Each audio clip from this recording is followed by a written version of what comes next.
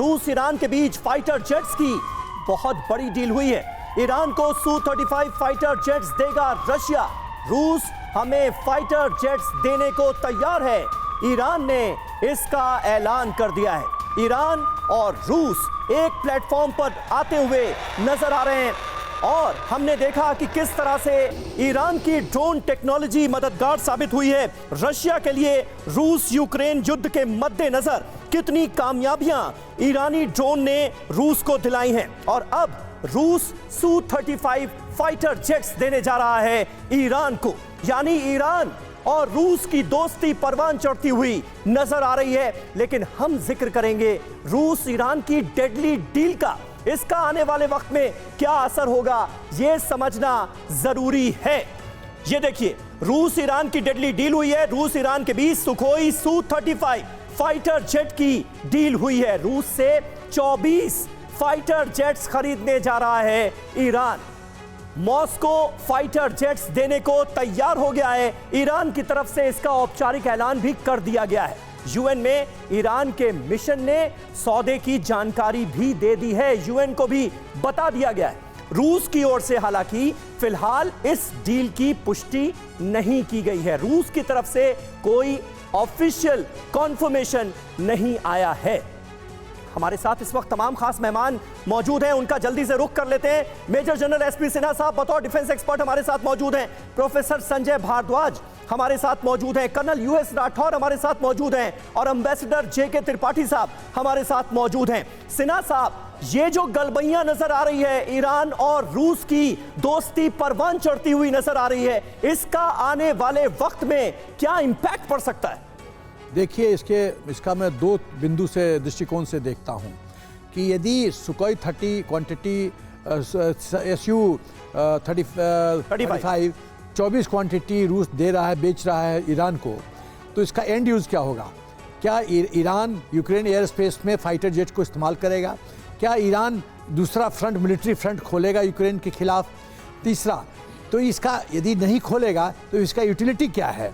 तो मेरा ख्याल है क्या खाली साइकोलॉजिकल वॉरफेयर का दृष्टिकोण है कि यूक्रेन को ये बताना कि तुम्हारा जो दूसरा फ्रंट है वो भी खुल रहा है? तो ये सब बिंदुओं पे प्रश्न चिन्ह उठता है। लेकिन भविष्य में क्या होगा ये तो टाइम बताएगा। लेकिन यदि सचमुच में ये सुकोई 35 यदि इन्वॉल्व हो जाते हैं बैटलफील्ड में, एयर स्पेस में आते हैं, तो मेरा ख्याल है ये वॉर बहुत ही गंभीर दिशा की तरफ जाएगा और चीज़ें बिगड़ सकती है। बिल्कुल, लेकिन ईरान को कई और विध्वंसक हथियार जिस तरीके से रूस दे सकता है उसको लेकर बड़ी खबरें हमारे पास हैं, क्योंकि ईरान को KH-59 क्रूज मिसाइल अब रूस दे सकता है। ईरान को R-37 मिसाइल भी रूस की तरफ से सप्लाई किए जा सकते हैं। और अब इसी से जुड़ी डिटेल्स आपके सामने हम शेयर करने वाले हैं। विध्वंसक रूसी हथियार और इसके पीछे क्या ईरान का हाथ है? देखिए, सुखोई 35 फाइटर जेट्स की चर्चा हो रही है, साथ ही KH-59 क्रूज मिसाइल की भी चर्चा हो रही है, वहीं R-37 मिसाइल भी मिला है। क्या ये सारे विध्वंसक हथियार मिसाइलें ईरान की तरफ से रूस को मिल रही हैं? S-400 air defence missile system भी मिला है, साथ ही Tu-160 ब्लैक जैक भी इस युद्ध में मिला है रूस को। किंजल हाइपरसोनिक हथियार भी रूस के पास है, न्यूक्लियर वॉरहेड भी इस वक्त रूस के पास है। त्रिपाठी सर, अगर इन सारे विध्वंसक मिसाइलों पर गौर करें, हथियारों पर गौर करें जो भले ईरान दे रहा हो रूस को, तो ऐसे में देखा जाए तो यूक्रेन से कहीं ज्यादा मजबूत स्थिति में हथियारों के मामले में रूस है। उसके बावजूद भी एक साल बाद भी आखिर क्यों युद्ध निर्णायक मोड़ पर नहीं पहुंच पाया? देखिए, ईरान रूस को बेसिकली अपने वो दे रहा है, ड्रोन्स दे रहा है, और रूस में अपनी ड्रोन की प्रोडक्शन फैक्ट्री भी बनाने की बात हुई है। अब जो चीज़ें, जो विध्वंसक हथियार रूस दे रहा है ईरान को, उसका मेरे ख्याल से तब तक तो कोई उसका इस्तेमाल नहीं होगा जब तक कि कहीं कोई वार लाइक सिचुएशन ना हो। और ईरान उसका कहाँ इस्तेमाल करेगा? ईरान उसका इस्तेमाल इजराइल के खिलाफ कर सकता है। और इजराइल को टेंशन देने की ये बात है। और साथ ही अमेरिका को भी, अगर इसको आप इस चीज से भी जोड़ के देखें कि रूस के सहयोगी चीन और बिल्कुल त्रिपाठी सर, क्योंकि इसकी डायरेक्ट जो मैसेजिंग है, जो डायरेक्ट चैलेंज है अमेरिका और इजराइल को होगा, इसलिए रूस और बढ़ चढ़कर यह करता हुआ नजर आ रहा है। मशीन गन से तबाही मचा रहे यूक्रेनी जवान। अमेरिकी मशीन गन से फायरिंग का एक एक्सक्लूसिव वीडियो हम आपको दिखाने जा रहे हैं। ये देखिए, ये वीडियो रहा आपके सामने। अमेरिकी M240 मशीन गन से अंधाधुंध फायरिंग किस तरह कर रहे हैं यूक्रेनी सैनिक, देखिए।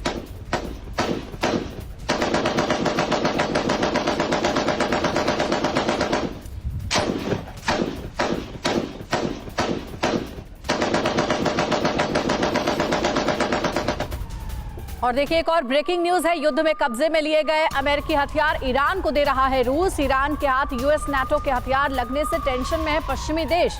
अमेरिका को डर है हथियारों की रिवर्स इंजीनियरिंग करेगा ईरान। और इसी बात की चर्चा हमारे एक्सपर्ट्स भी कर रहे थे कि ये टेंशन और ज्यादा बढ़ने वाली है जिस तरीके से ईरान और रूस के बीच हथियारों का गठजोड़ हो रहा है।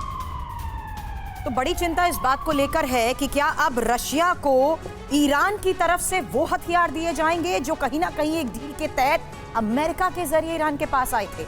ये चर्चा हम इस लिहाज से भी कर रहे हैं क्योंकि जिस तरीके की अभी तक की ये सीक्रेट डील को लेकर सबसे बड़ी खबर हमने आपको बताई जो ईरान और रशिया के बीच में हुई है, उस पर वेस्ट की भी नजर रही है, अमेरिका की भी नजर रही है। लेकिन ईरान जिस इनडायरेक्ट वे में इस पूरे युद्ध के हालात में बड़ी भूमिका निभाता आया है, उसको लेकर क्या आने वाले वक्त में चिंता और ज्यादा बढ़ने वाली है? क्योंकि ईरान का डेंजर अब अमेरिका का क्या ये फेयर बनता जा रहा है। यूएस नेटो के कब्जे के लिए हथियार ईरान को रूस दे रहा है और पश्चिम मीडिया की ये रिपोर्ट्स बड़े दावे कर रही है कि अमेरिका का डर बढ़ता जा रहा है। हथियारों की रिवर्स इंजीनियरिंग ईरान की तरफ से अब की जा सकती है। महत्वपूर्ण ये भी है कि Iran TOW anti tank guided missile की रिवर्स इंजीनियरिंग पहले ही कर चुका है और TOW को ही रिवर्स इंजीनियरिंग कर ईरान ने अब तूफान में बदल दिया है। इस बीच रूस के कब्जे में जैवलिन और स्ट्रिंगर जैसे घातक अगर हथियार, अमेरिकी हथियार आ जाते हैं तो क्या बड़े संकेत मिल रहे हैं, क्योंकि यूएस नेटो हथियारों के इस्तेमाल इजराइल पर भी ईरान अब कर सकता है।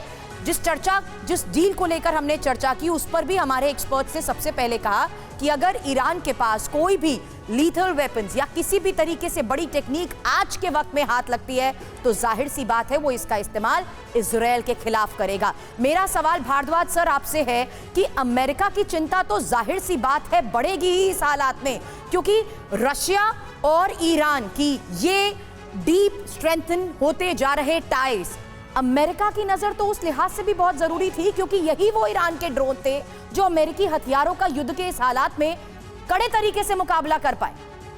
बिल्कुल, देखिए सुरभि, दो तीन बातें मेरे को आप बताने दीजिए। पहली बात कि आप जो डिफेंस कोऑपरेशन की बात कर रहे हैं रशिया और ईरान के बीच में, या उसको डिफेंस मैनोवरिंग की बात कर रहे हैं कि कैसे उसके हथियारों की पहचान ईरान करेगा। देखिए बात है कि अब ये दुनिया में एक बहुत बड़ा रीअलाइनमेंट हो रहा है। जो अमेरिका के अपने दोस्त हैं वो भी थोड़ा पीछे हटते नजर आ रहे हैं। मैं इंडिकेट कर रहा हूँ सऊदी अरबिया, जो ईरान और सऊदी अरबिया के बीच में डील हो रही है वो एक तरीके से झटका है अमेरिका को मिडिल ईस्ट में, और वहां पर मजबूत कौन हो रहा है? वो ईरान हो रहा है। और ईरान के पास में टेक्नोलॉजी देने के लिए दो कंट्री बहुत मजबूत है, एक चीन है और एक रशिया है। रशिया का आप देखिए कि 2015 में जो न्यूक्लियर डील हुआ था अमेरिका और ईरान के बीच में, वो अब उसको सस्पेंड कर दिया गया। तब से रशिया और ईरान के बीच में डिफेंस कोऑपरेशन बहुत मजबूत हुआ है, ट्रेड मजबूत हुआ है। दूसरी बात कि चीन जिस तरीके से भूमिका निभा रहा है यहाँ इस मिडिल ईस्ट में, वो एक बहुत बड़ा चेतावनी है अमेरिका को। अब अमेरिका कैसे डील कर, चूंकि अमेरिका के लिए कहा जा रहा है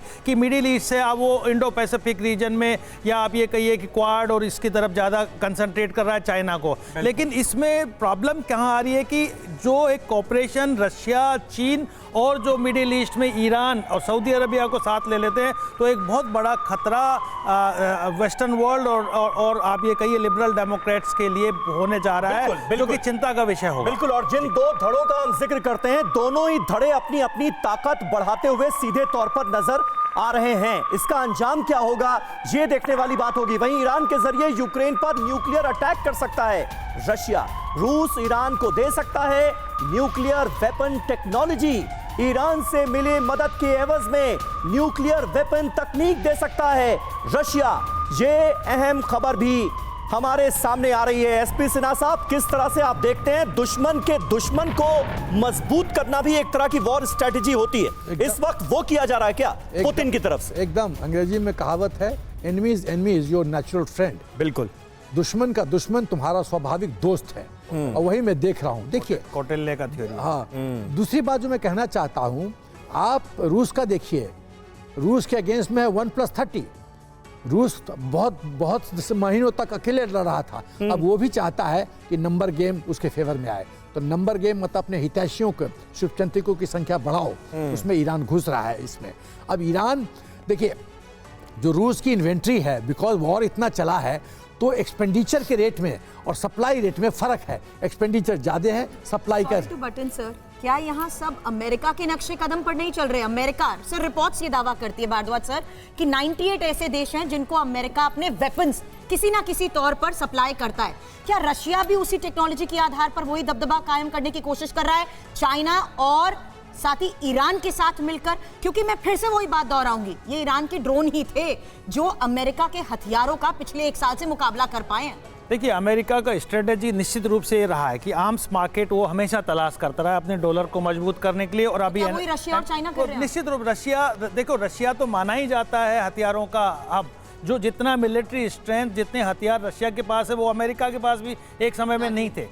पॉलिटिकली चूंकि अमेरिका डोमिनेट करता है, अपना इन्फ्लुएंस प्रभाव उपयोग करता है, हेजमोनाइज करता है, तो उसके प्रभाव में मार्केट के सेंस में देखते हैं तो हथियारों का ज्यादा बिल्कुल सर। और इस सब के बीच देखिए, जो बात हमने शुरुआत में कही भारद्वाज सर कि कैसे जो परमाणु युद्ध है, क्या वो अब तय है, वो होकर रहेगा, इस पर कुछ और बड़ी इंफॉर्मेशन है, ये आपको बताते हैं। पुतिन का प्लान एन क्या है, यानी न्यूक्लियर प्लान क्या है, और कैसे वो वाया ईरान हो सकता है।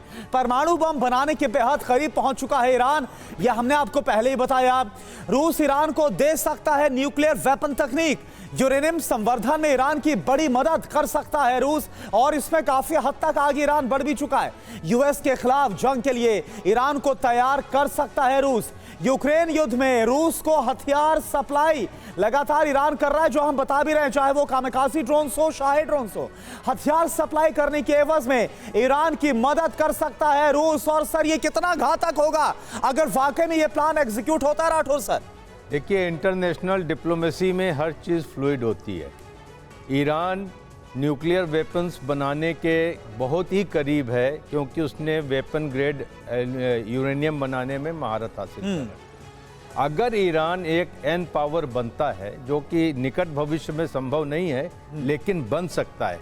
आप जियो स्ट्रेटेजिकली देखें, भारत एन पावर है, उसका पड़ोसी देश पाकिस्तान एन पावर है, Exactly. उसका पड़ोसी देश ईरान एन पावर है, उसके बाद सऊदी अरेबिया भी अपनी अभिलाषाएं रखता है, उधर इजराइल भी अपनी अभिलाषाएं रखते हैं। तो मिडिल ईस्ट, साउथ एशिया के लिए कितना बड़ा खतरा ये पैदा होगा, जिसके बारे में सोचना एक मुश्किल होगा।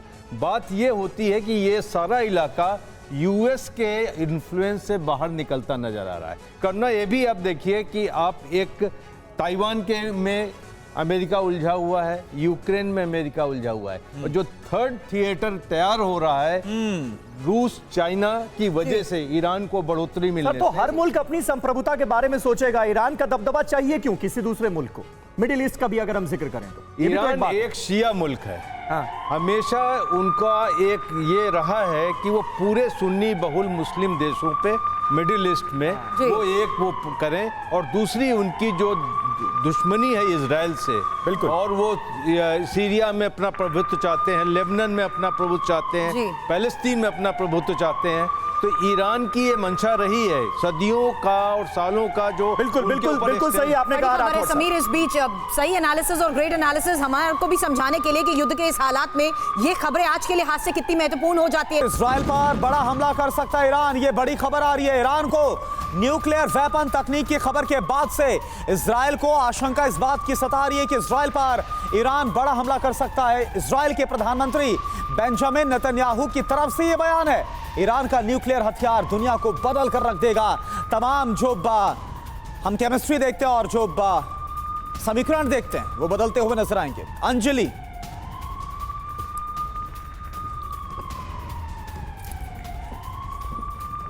बिल्कुल, और इस खबर से जुड़ी एक एक डिटेल अंजलि आपको देंगी, लेकिन उससे पहले आपको बता दें ईरान को न्यूक्लियर पावर इजराइल पर डेंजर क्यों है, आखिर इजराइल इसे अपने लिए बड़े खतरे के तौर पर क्यों देख रहा है। इजराइल के प्रधानमंत्री बेंजामिन नेतन्याहू का इसे लेकर बहुत बड़ा बयान आया है। ईरान का न्यूक्लियर हथियार दुनिया को बदल कर रख देगा, ये आशंका जताई गई है इजराइल की तरफ से। ईरान को एटमी हथियार मिले तो परमाणु युद्ध छिड़ जाएगा। ईरान के पास न्यूक्लियर हथियार होना सभी के लिए मुसीबत है, ये बता रहे हैं नेतन्याहू। ईरान का मुकाबला सभी को मिलकर करना होगा, यानी अपने पक्ष में एक माहौल बनाने की कोशिश भी नजर आता है उनका ये बयान। अंजलि। बिल्कुल समीर, और इसी से जुड़ी आगे और जानकारी आपको बिग बॉल पर देने वाले हैं। ईरान वर्सेस इजराइल की बात हो रही है और आखिर इन दोनों के बीच में इतनी दुश्मनी क्यों है, उसकी वजह जानिए। पॉइंट वाइज आपको वजह बताएंगे। पहली बड़ी वजह क्या है इन दो देशों के बीच दुश्मनी की? ईरान 1979 की क्रांति के बाद इजराइल के अस्तित्व को नहीं मानता है। दूसरा बड़ा कारण यह कि ईरान मानता है कि मुस्लिमों की जमीन पर यहूदियों का कब्जा है। तीसरी क्या बड़ी बात है, इजराइल मिडिल ईस्ट में ईरान को अपने लिए एक बड़ा खतरा मानता है। चौथी अहम बात, ईरान परमाणु शक्ति बनकर मिडिल ईस्ट में अपना दबदबा बनाना चाहता है। पांचवी बड़ी बात यह है कि इजराइल से लड़ने वाले हिजबुल्लाह और हमास ग्रुप को भी ईरान का समर्थन प्राप्त है। आगे देखिए, ईरान 2011 के बाद से विद्रोहियों से जंग में सीरिया सरकार के साथ नजर आता है। और सातवीं बड़ी बात है, इजराइल ने कई बार सीरिया में ईरानी अड्डों को टारगेट किया है। दोनों देश एक दूसरे पर हमला करते रहते हैं। आठवीं अहम बात दुश्मनी की क्या है, इजराइल अपने आसपास कहीं भी ईरान की मौजूदगी नहीं चाहता है। नौवीं बड़ी जानकारी है, किसी भी कीमत पर ईरान के एटॉमिक कार्यक्रम को इजराइल चाहता है कि रोका जा सके और इसके लिए वो हर मुमकिन कोशिश करता रहता है। 10वां बड़ा कारण क्या है, ईरान की मिसाइल और ड्रोन तकनीक इजराइल के लिए बेहद खतरनाक है। तो दुश्मनी की वजह तो आपने जान ली, लेकिन सिन्हा सर, क्या इस दुश्मनी के बीच स्थिति यहां तक पहुंच सकती है कि ईरान और इजराइल के बीच में एक नया वॉर फ्रंट खुलता हुआ भी आने वाले समय में हम देख ले? क्योंकि हमने देखा है कई मौकों पर, कई समय पर कि दोनों देश एक दूसरे पर छिटपुट घटनाएं करते रहते हैं, हमले करते रहते हैं। देखिए, परिस्थिति भयानक हो सकती है, इसकी संभावना है। इजराइल, आपको याद होगा कि करीब 1-1.5 साल पहले इजराइल ने जो ईरान का टॉप न्यूक्लियर साइंटिस्ट था उसको ईरान में घुस के तेहरान में उसको मार दिया। तो इजराइल कभी नहीं चाहेगा कि ईरान एक न्यूक्लियर पावर बने। यदि न्यूक्लियर पावर बनेगा ईरान, तो खतरा इजराइल के द्वार पे आएगा। ये इजराइल के लीडरशिप को एकदम एक्सेप्टेबल नहीं है। और इजराइल एक ऐसा देश है जहां अपोजिशन और रूलिंग पार्टी जो भी हो, सत्ता में या अपोजिशन में हो, जब राष्ट्र सुरक्षा की बात होती है तो they speak in one voice, एक सुर में बोलते हैं और साथ साथ कहते हैं कि राष्ट्रीय सुरक्षा का मामला है। तो इजराइल को ईरान को लाइटली नहीं ले सकता। सर, तो इजराइल वाकई में आपने कहा कि कभी चाहेगा नहीं कि ईरान बने, लेकिन जो खबर आ रही है छनकार कि रूस तकनीक दे सकता है न्यूक्लियर वेपन, कि अगर ऐसा होता है तो फिर क्या कोई स्ट्रॉन्ग कदम इजराइल और अमेरिका की तरफ से उठाया जाएगा ईरान के खिलाफ, ये देखना होगा। ब्रिटेन पर हमला करने की तैयारी में है ईरान। द टेलीग्राफ की रिपोर्ट के हवाले से बहुत बड़ी खबर सामने आ रही है। यूरोप में आतंकी गतिविधियां भी बढ़ा रहा है ईरान, ये दावा किया गया है द टेलीग्राफ की रिपोर्ट में। रूस के साथ के बाद से पश्चिमी देशों से बदला लेने की तैयारी में है ईरान। तो रूस और ईरान की बढ़ती करीबियों के बीच ये बड़ी खबरें हमारे पास हैं, जहां आपको बता दें आज से 2 दिन के ईरान दौरे पर बेलारूस के राष्ट्रपति लुकाशेंको भी जा रहे हैं। अब बेलारूस सरकार ने लुकाशेंको के ईरान दौरे की जानकारी भी दी है। लेकिन समीर, क्या हम ये माने कि ये रशिया के पुतिन के दूत के तौर पर ईरान का रुख करने वाले हैं लुकाशेंको? क्योंकि युद्ध के इस हालात में ये मुलाकात बहुत ज्यादा मायने भी रखती है। बिल्कुल, और ये वो लुकाशेंको हैं जिन्होंने अभी ऑर्डर दिया है कि अभिव्यक्ति की आजादी को उनके देश में खत्म किया जा रहा है, यानी पूरी तरह से तानाशाही का राज होगा बेलारूस में। और रूस और ईरान की बढ़ती दोस्ती के मद्देनजर ये मुलाकात कितनी अहम होने वाली है, इस पर डाल लेते हैं एक नजर। आज ईरान जाएंगे बेलारूसी प्रेसिडेंट अलेक्जेंडर लुकाशेंको। आज और कल तेहरान की आधिकारिक यात्रा पर हैं लुकाशेंको। ईरानी प्रेसिडेंट इब्राहिम रईसी और लुकाशेंको के बीच ये मुलाकात होने जा रही है। पुतिन के दूत के रूप में तेहरान यात्रा पर लुकाशेंको हैं। बेलारूस की सरकार ने दी है दौरे की जानकारी। रूस और बेलारूस कैसे एक साथ इस जंग में हैं, इससे जुड़ी तमाम जानकारियां हमने आपको पहले भी दी हैं और अब लुकाशेंको पुतिन के दूत बनकर ईरान पहुंच रहे हैं। ईरान और रूस की दोस्ती परवान चढ़ती हुई नजर आ रही है। इस पर भी आगे बात करेंगे, लेकिन एक और बड़ी खबर है। रूसी फौज पर हमले का एक और वीडियो सामने आया है। रूसी सैन्य ठिकानों को ड्रोन से किया गया है टारगेट।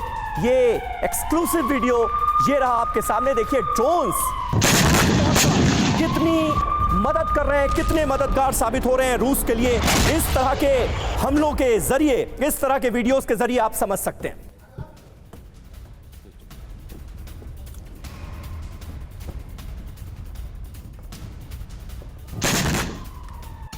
और अगली बड़ी खबर जो हवलदार में ही रूस की भीषण एयर स्ट्राइक को लेकर खबर है। रूस के हमले के बाद अब आसमान से अग्नि वर्षा की तस्वीर आपके सामने। बारूदी रोशनी से हवलदार का यह आसमान नजर आया। अलग तरह के केमिकल बॉम्ब से अटैक की ये आशंका लगातार बढ़ती जा रही है। हालांकि लीथल वेपन्स का इस्तेमाल, लीथल वेपन्स को लेकर लगातार आ रही खबरें समीर इस बात की चिंता बार बार बढ़ाती जा रहे हैं कि क्या युद्ध के इस हालात में अब केमिकल वेपन्स का इस्तेमाल भी शुरू हो चुका है। और ये तस्वीर उस लिहाज से भी बहुत जरूरी है समीर। बिल्कुल सही बात है और एक के बाद एक हम देख रहे हैं घातक हथियारों का इस्तेमाल अब शुरू हो गया है। हमारे साथ राठौड़ साहब मौजूद हैं। राठौड़ साहब, ये लुकाशेंको का जाना पुतिन के दूत बनकर ऐसे वक्त में जब ये खबरें भी सामने आ रही हैं कि न्यूक्लियर वेपन से आने वाले वक्त में लैस किया जा सकता है ईरान को, ये यात्रा क्या अहम संदेश देती हुई नजर आ रही है? क्या हो सकता है इसमें? देखिए, दो चीज़ें इसमें अहम हैं। लुकाशेंको 1 मार्च से 3 मार्च तक चीन में भी गए थे जी। उस वक्त बात ये हो रही थी कि चीन और रूस के बीच में हथियारों की खरीद फरोख्त हो सकती है, जिसके लिए बाइडेन ने उनको चेताया भी था। अभी यहाँ पर ये सिचुएशन आ रही है, ईरान को भी वार्निंग दी जा चुकी है कि वो रूस को ड्रोन ना बेचे। अब ये ऐसा वहाँ पर लगता है कि ऐसा सिस्टम बनेगा जिसमें ईरान अपने ड्रोन, अपने हथियार बेलारूस को देगा और बेलारूस वो सप्लाई करेगा रशिया को। वही चीज़ चाइना के साथ हो सकती है। ये दोनों का एक अजीज अरेंजमेंट है जिसमें री एक्सपोर्ट की बंदिश नहीं होगी और ईरानी हथियार बेलारूस को जाएंगे, बेलारूस से वो चीन रशिया चले जाएंगे और चीनी हथियार बेलारूस को जाके तो यानी कुल मिलाकर रूस और अमेरिका के इस झगड़े के बीच ईरान का बरसों पुराना जो सपना था वो पूरा हो सकता है। पूरा होते दिख रहा है। ईरान एक शक्ति के रूप में यहाँ उभरेगा, जिसकी वजह से इजराइल की चिंता स्वाभाविक है और इजराइल भी हो सकता है न्यूक्लियर स्टेटस अख्तियार करे। बिल्कुल सर, और यही वजह है कि लगातार परमाणु युद्ध की तरफ किस तरह से ये युद्ध और जो माहौल है वो अग्रसर होता हुआ नजर आ रहा है। इस पर हम बात कर रहे हैं। अब देखिए एक और बड़ी खबर इंफॉर्मेशन स्पेस पर पुतिन ने पूरी तरह से कंट्रोल खोया है। ISW की रिपोर्ट के हवाले से बहुत बड़ा खुलासा कुछ करीबियों को पुतिन ने सौंपी है इंफॉर्मेशन स्पेस की कमान। अब पुतिन इंफॉर्मेशन स्पेस की कमान वापस नहीं ले पा रहे हैं। पहले कमान सौंपी लेकिन अब कंट्रोल खो दिया है। पुतिन के करीबी सदस्यों में इंफॉर्मेशन स्पेस कंट्रोल पर कलह भी मची हुई है। खुलासा इस बात को लेकर भी हो रहा है। और इस बीच एक बड़ी खबर आ रही है। वैगनर चीफ येवगेनी प्रिगोजिन का बयान सामने आया। युद्ध में रूस का अपमान नहीं होने देंगे। प्रिगोजिन ने कहा है, जीत के अलावा हमारे पास कोई विकल्प नहीं है। तो एक बार फिर से वैगनर चीफ ने बयान दिया, लेकिन इस बार बयान जो है वो रूस और पुतिन के पक्ष में है। अब प्रोक्सेन की तरफ से जो बयान आते हैं वो वाकई बड़े संकेत जरूर देते हैं, लेकिन क्या वो संकेत सिर्फ पुतिन के लिए होते हैं या वेस्ट के लिए भी होते हैं? चर्चा करने से पहले वैगनर चीफ प्रोक्सेन की शपथ को लेकर ये इंफॉर्मेशन। यूक्रेन में वैगनर फाइटर्स के सामने एक ही लक्ष्य है, एक ही टारगेट है, रूस और रूसी हथियारों का अपमान हम नहीं होने देंगे और ना ही ये सहन करेंगे और किसी भी हाल में हम रूस को बिखरने भी नहीं देंगे। हालांकि अमेरिका और ब्रिटेन रूस को तोड़ना जरूर चाहते हैं, लेकिन पश्चिम के इरादे कभी भी सफल नहीं हो पाएंगे। त्रिपाठी सर, ये बयानबाजी ऐसे वक्त में आती है जब प्रोक्सेन बयान पुतिन के खिलाफ भी देते हैं, ये बताते हुए उन्हें कि ये एम्बैरसिंग डिफीट रही है रशिया की, कि युद्ध 1 साल तक खिंच गया है। वहीं दूसरी तरफ वो ये भी जाहिर करते हैं कि वो रूस के साथ पूरी तरीके से हैं। ये बयानबाजी ऐसे वक्त में क्या संकेत देती है? देखिए, हमको ये बात नहीं भूलनी चाहिए कि जब इस युद्ध में वैगनर आर्मी कूदी थी तो वैगनर के चीफ ने ये कहा था कि वो पुतिन को बाखमुत जो है वो गिफ्ट में देंगे और उन्होंने ये भी कहा था कि हम हर तरह से रूस के साथ हैं। बीच में कभी कभी ऐसे मौके आते रहे हैं जब रशियन आर्मी द्वारा उस तरह से तरजीह न दिए जाने पर, श्रेय न दिए जाने पर वैगनर चीफ ने बयान दिए हैं। लेकिन कुल मिला के देखें तो यही स्थिति है कि वैगनर चीफ हमेशा से पुतिन के साथ रहे हैं और वही उन्होंने फिर अभी दोहराया है। बड़ी खबर क्या आ रही है? बड़ी खबर आपके सामने, रूस के जाने माने, हालांकि इस खबर पर हम आएंगे, लेकिन इन सब की डोनबास पर पूरा कंट्रोल करके ज़ेलेंस्की को झुकाना चाहते हैं पुतिन। रूस के जाने माने वकील मार्क फेगिन का बड़ा दावा, जो हमने अभी आपको बताया, यूक्रेन ने काउंटर अटैक किया तो जीत काफी ज्यादा मुश्किल होगी फेगिन की तरफ से, ये कहा जा रहा है। तो डोनबास से कीव का फतह प्लान क्या है, ये आप जरा जान लीजिए, क्योंकि बाखमुट का फतह मतलब है पूरे डोनबास पर कब्जा। अब देखिए, रूस के जाने माने वकील है मार्क फेगिन, उनकी तरफ से ये बहुत बड़ा दावा किया गया है। दावा क्या? पूरे डोनबास पर कब्जा करके ज़ेलेंस्की को झुकने पर मजबूर करना चाहते हैं पुतिन। ज़ापोरिज़्या, खरसोन के कब्जे वाले इलाके का ट्रेडिंग कार्ड के तौर पर इस्तेमाल किया जाएगा। पूरे लुहांस्क पर रूस ने कब्जा किया, अब डोनेट्स्क पर फुल कंट्रोल का प्लान पुतिन की तरफ से बनाया जा रहा। अगर यूक्रेन काउंटर अटैक करता है तो पुतिन के लिए लक्ष्य हासिल करना बहुत ज्यादा मुश्किल हो जाएगा। इस बीच एक और बड़ी खबर आ रही है सुरभि। जंग से यूक्रेन में जबरदस्त तबाही को लेकर अब बड़े दावे किए जा रहे हैं। अगली बड़ी खबर, जहां रूसी मिसाइल हमले से कई शहर बर्बाद हो चुके हैं और लगातार गोलीबारी से ही हजारों इमारतें भी खंडर में तब्दील हो चुकी हैं।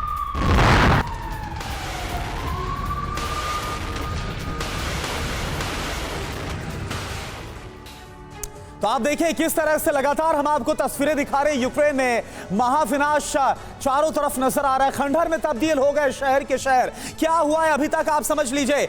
40,500 बार आर्टिलरी अटैक हुआ, बमबारी हुई, 5,000 से ज्यादा मिसाइलें गिरी हैं। वॉर जोन में 1,000 से ज्यादा आत्मघाती जो ड्रोन है उनके हमने हमले देखे। इसके साथ ही 4 लाख से ज्यादा इंफ्रास्ट्रक्चर तहस नहस यूक्रेन में हो गए। 1,52,000 रिहायशी इमारतें बर्बाद हो गई। तभी तो खंडहर में तब्दील होता हुआ यूक्रेन का बड़ा इलाका नजर आ रहा। 80 लाख लोग जंग की वजह से बेघर हो गए। तो यह हाल 1 साल के बाद नजर आ रहा है। और ये आप समझिए कि ये भी कहा जा रहा है तो ये तो महज शुरुआत है, अभी तो बहुत बड़ा विध्वंस विनाश दुनिया के लिए देखना बाकी है। सर, आप सभी का बहुत बहुत शुक्रिया हमारे खास मेहमानों का हमसे जुड़ने के लिए और बात करने के लिए।